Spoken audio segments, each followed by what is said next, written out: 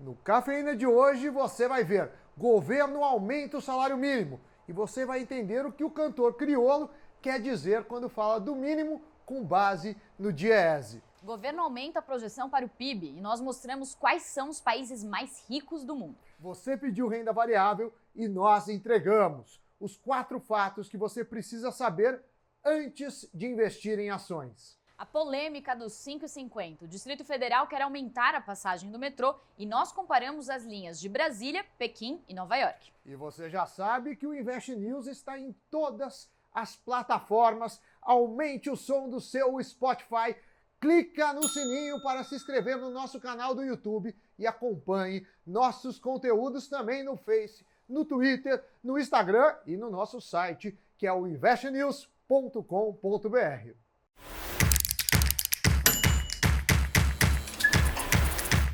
Muito bom dia a todos, Cafeína no ar, com um assunto que saiu ontem, no final da tarde. O governo aumentou o salário mínimo, atingiu R$ 1.045 e o Bolsonaro já tinha sinalizado, falando que o salário mínimo tinha subido menos que a inflação. É isso, Priscila? Exatamente. A gente vai explicar para vocês, então. O salário mínimo definido para 2020 tinha sido de R$ 2.039, baseado na projeção do INPC que foi feita no ano passado. Lembrando que o INPC é a inflação para as famílias que recebem de 1 a 5 salários mínimos. As menos favorecidas, exatamente. E daí o que aconteceu? Mas o governo resolveu reajustar então esse salário mínimo, porque depois saiu o INPC oficial, o IBGE divulgou na semana passada, e o INPC ficou em 4,48%. Com isso a gente vê aí no telão, então tá esse reajuste que foi para R$ 1.045. Então a gente tem aí esse reajuste com base no INPC oficial. Exato. Primeiro eles iam fazer no projetado, que precisaria valer a partir do dia 1º de janeiro. Teve um decreto e quando saiu o oficial, abriram aí essa possibilidade. Portanto, R$ 1.045 começa a valer. E Sam, eu sei que você gosta de música. Adoro. Eu sou formado em música. Você gosta de rap? Não. Tá, que eu separei uma música que você vai gostar, uma música do Criolo. Criolo. Que fala, inclusive, sobre o salário mínimo com base no Diese. Opa. A gente vai escutar um trechinho. O governo estimula e o consumo acontece. Mamãe de todo mal, a ignorância só cresce. FGV, me ajude nessa prece. Um salário mínimo com base no Diese. Sam, eu preparei especialmente pra você, porque tem GV no meio. Tem. E aí o pessoal duvidou que eu ia cantar, então vou dar uma palhinha. FGV, me ajude nessa prece, o salário mínimo com base no Diese. E aí a gente vai pro telão de novo, a gente vê então o valor definido pelo governo com esse novo reajuste. E aí, então, tem o valor sugerido pelo Diese de R$ 4.342. Então, o que eles dizem é que o salário ideal para sustentar uma família com 2 adultos e 2 crianças seria esse valor, portanto, uma diferença de 317%, quase 318%. Mais de 4 vezes, né? Exato. O que o acontece? desafio é agora você explicar o que o Criolo quis dizer. O que acontece? O Diese, ele faz uma conta de quanto as famílias precisam. Eles pegam um custo com cesta básica em várias cidades e falam assim, uma família, em média, tem 4 pessoas, então eles multiplicam por 4. Aí eles falam assim, olha, a alimentação custa, acho que é 35% do orçamento. Aí faz uma regra de 3, na verdade, com base nos direitos da Constituição, que todo brasileiro tem direito a se alimentar bem, a moradia, também a entretenimento. É difícil, porque se o salário mínimo fosse 4.300, o que ia acontecer? Você ia ter um desemprego em massa, porque a pessoa não consegue gerar produtividade para isso. Então, não é fácil resolver o problema do país. O único caminho é aumentar a produtividade. Com mais produtividade, as pessoas geram mais riqueza e aí elas vão ganhar um salário melhor. É isso aí. Tá o recado dado. Falamos como calcula e fica a reflexão para os nossos espectadores e ouvintes. Legal, Sam. Então, mudando de assunto, o governo revisou as projeções para o crescimento da economia e a gente vai ver então aqui no telão como que ficaram essas projeções.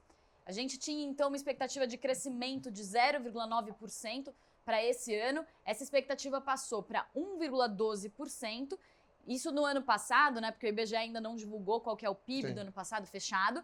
E aí, para 2020, para este ano, então, a gente tem essa previsão subindo de 2,32% para 2,4%. Sami, o que você percebe aí desse crescimento? Você acha que é um otimismo que a gente vê aí da economia? Do meio de novembro até o final de dezembro, ainda que teve inflação, preço da carne, isso é crescimento acima da inflação, tá?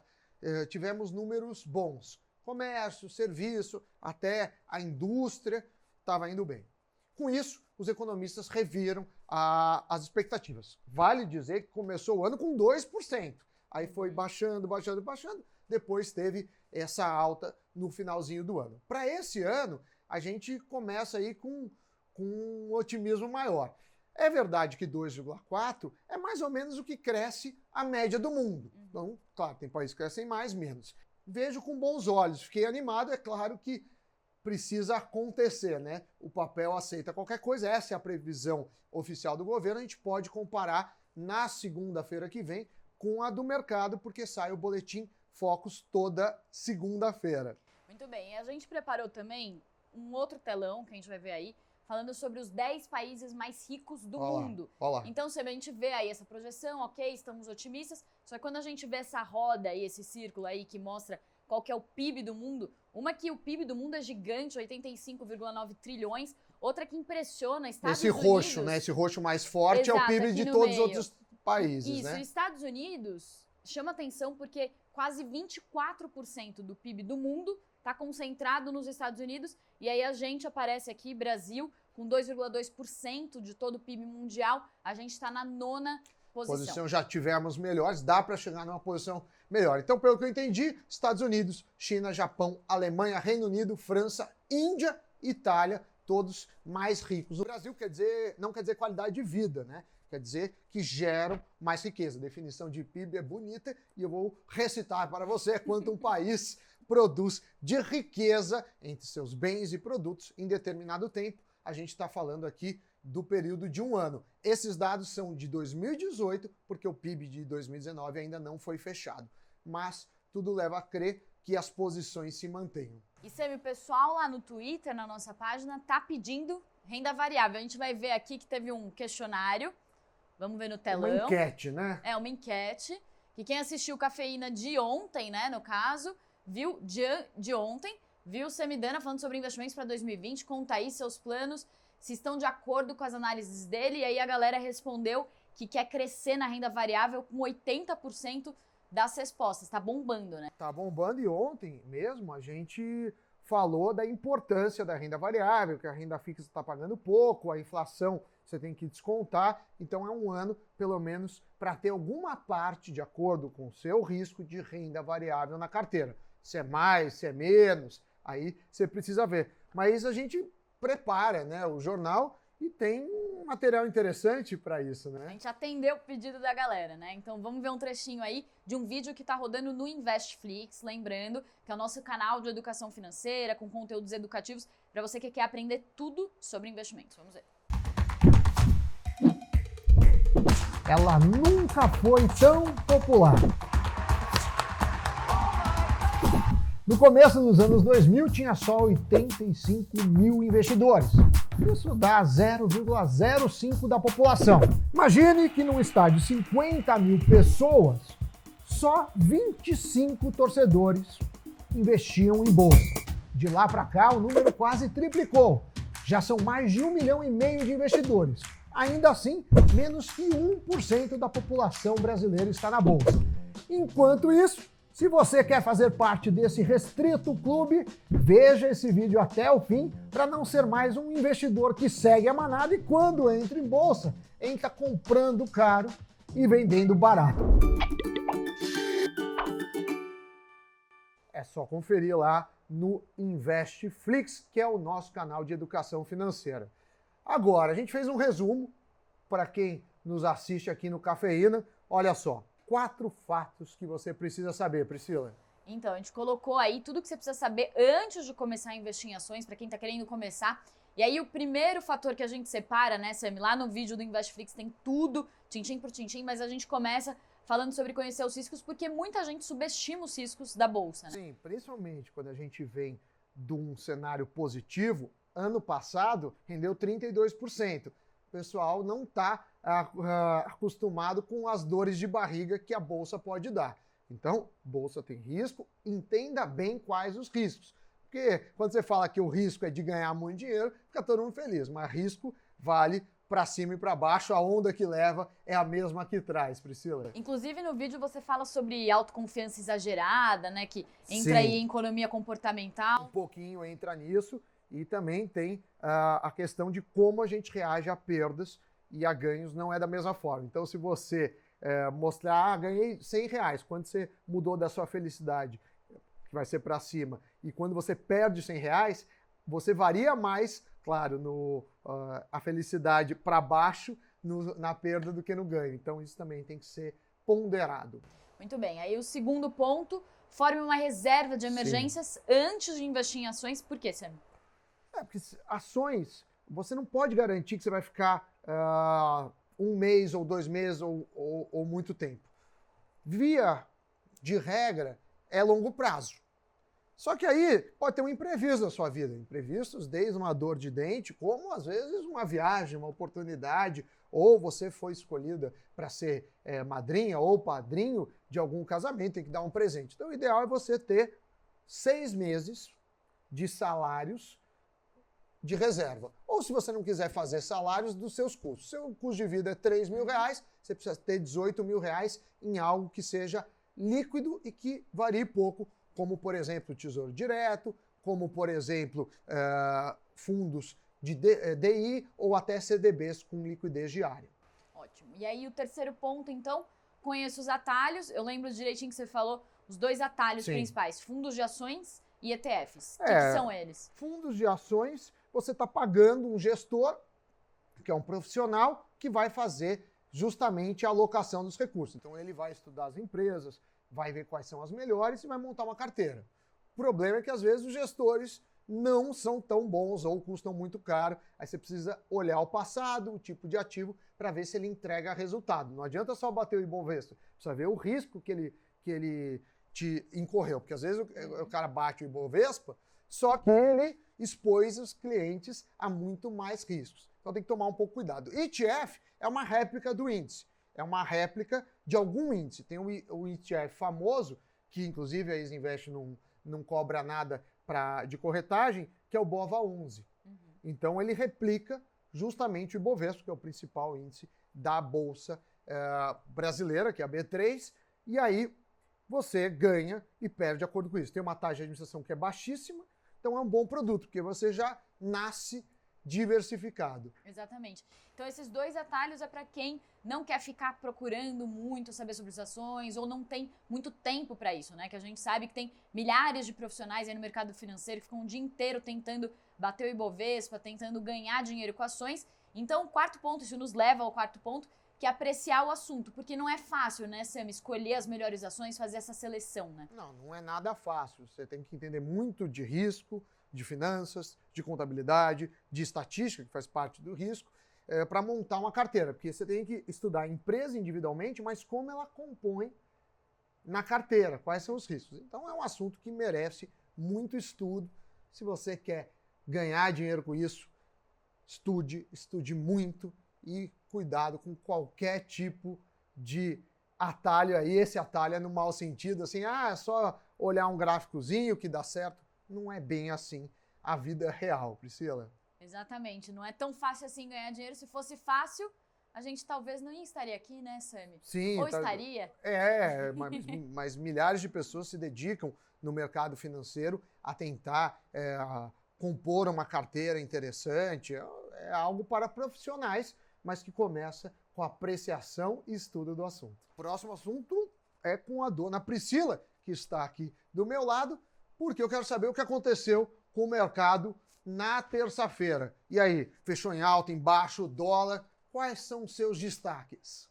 Entre os destaques de hoje, mais uma vez, o acordo comercial entre a China e os Estados Unidos. O secretário do Tesouro americano disse que nessa primeira etapa do acordo, talvez eles não retirem as tarifas impostas sobre a importação de produtos chineses. Com isso, as bolsas internacionais tiveram queda e o Ibovespa, que é o principal índice de referência da Bolsa Brasileira, que estava operando em forte alta, acabou fechando o dia, a gente vai ver aqui no telão, aos 117 mil pontos, com uma alta de 0,26%. E, novamente, a gente destaca as ações da Vale. A gente já falou ontem que a Vale tem um peso de mais de 8% na composição do Ibovespa. O Ibovespa é composto por uma cesta de cerca de 70 ações e a Vale é a ação que tem o maior peso, mais de 8%. Por isso, cada movimento que a empresa tem mexe muito, mexe na veia com o Ibovespa. E aí, o que aconteceu? Mais uma vez, dados positivos em relação à importação de minério de ferro pela China. Isso impactou positivamente as ações da Vale. E, além disso, também o assunto do momento, a notícia de que a Vale poderia comprar uma fatia da Aliança Brasil, que é uma subsidiária da CEMIG, a Companhia Energética de Minas Gerais. Com isso, as ações foram impulsionadas. E o dólar, o destaque do dólar também fica por conta do acordo comercial entre China e Estados Unidos. Vamos ver aqui no telão. Então, o dólar caiu 0,27%, está valendo R$ 4,13.